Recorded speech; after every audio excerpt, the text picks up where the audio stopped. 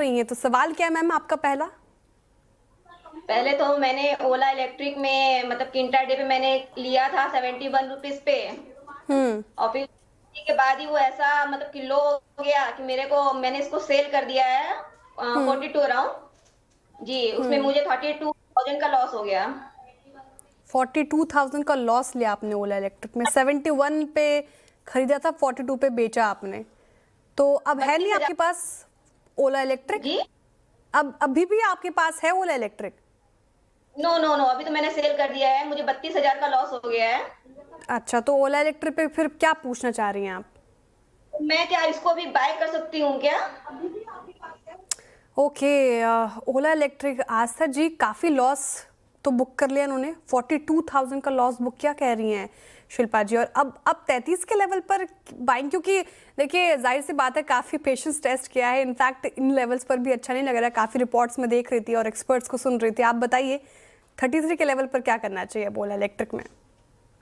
जी, श्रेया आपने बिल्कुल सही बोला कि अभी भी इसमें एक जिसे कहते हैं स्ट्रेंथ आ जाएगी ऐसा लगता नहीं है या एक बहुत बड़ा प्रीएम्प्टिव मूव हो जाएगा अगर हम इन लेवल्स पे बाइंग करने का सोचें।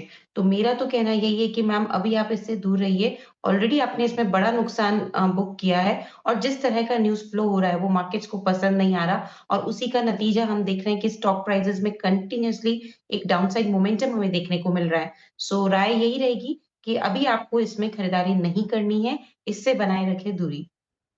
अवॉइड करना है शिल्पा जी ओला इलेक्ट्रिक। ये एक बात बताइए शिल्पा जी, 71 पे जब आपने लिया था आपने कहा ट्रेडिंग पर्सपेक्टिव से लिया था, राइट? जी। तो आपने स्टॉप लॉस मेंटेन नहीं किया था ma'am? No ma'am, stop loss maintain नहीं किया था क्योंकि मुझे उतना मतलब कि जानकारी था नहीं क्योंकि मैंने भी न्यू हम्म, ही जॉइन किया है। बिल्कुल मैं समझ पा रही हूँ आपकी बात। आस्था जी इस पर भी मैं चाहूंगी आप हमारे दर्शकों को समझाएं कि स्टॉप लॉस लगाना कितना इंपॉर्टेंट है जब आप ट्रेडिंग, इनफैक्ट जब ट्रेडिंग कर रहे हैं। इन्वेस्टमेंट में भी हम बात करते हैं स्टॉप लॉस मेंटेन करना चाहिए, और ये ट्रेडिंग कर रही थी फिर भी स्टॉप लॉस इनसे मिस हो गया। दर्शकों को समझाएं कि स्टॉप लॉस लगाना कितना इंपॉर्टेंट। बिल्कुल श्रेया, देखिए स्टॉप लॉस हमारे लिए एक तरह से कहते हैं कि एक रक्षक के जैसे होता है क्योंकि जब मार्केट में स्टॉक प्राइसेस का मोमेंटम हमने लिया है तो नीचे की तरफ जा रहा है या हमने बेचा है तो ऊपर की तरफ जा रहा है, तो वो लिमिट कर देता है हमारे लॉसेस को। क्योंकि हम जब ट्रेडिंग करते हैं तो ये मान के चलते हैं कि अगर प्रॉफिट होगा तो लॉस होने के भी चांसेस है। तो वो लॉस को लिमिट करने के लिए उस लॉस का जो एक मैग्नीट्यूड है उसको कंट्रोल करने के लिए स्टॉप लॉसेस लगाए जाते हैं। तो मैम स्टॉप लॉस बहुत इम्पोर्टेंट है ट्रेडिंग पर्सपेक्टिव से। अगर आपने कोई भी यहाँ पे स्टॉक में एक एंट्री की है, मोमेंटम उसमें आप पकड़ना चाह रहे हैं, तो उसके बिना काम ना करें क्योंकि उसमें एटलीस्ट ये होता है कि हमारे लॉसेस हम लिमिट कर पाते हैं और अगर आपके लॉसेस आप लिमिट कर पाएँगे, तो कैपिटल एटलीस्ट कुछ तो इतनी सेव कर पाएँगे कि वापस से मार्केट में आप आने की हिम्मत कर पाएँगे। नहीं तो अगर कैपिटल ही इरोड हो गई, तो वो एक हिम्मत रह जाएगी और हम वापस से मार्केट में कुछ भी यहाँ पे एक एक्सपोज़र लेने में हिचकेंगे।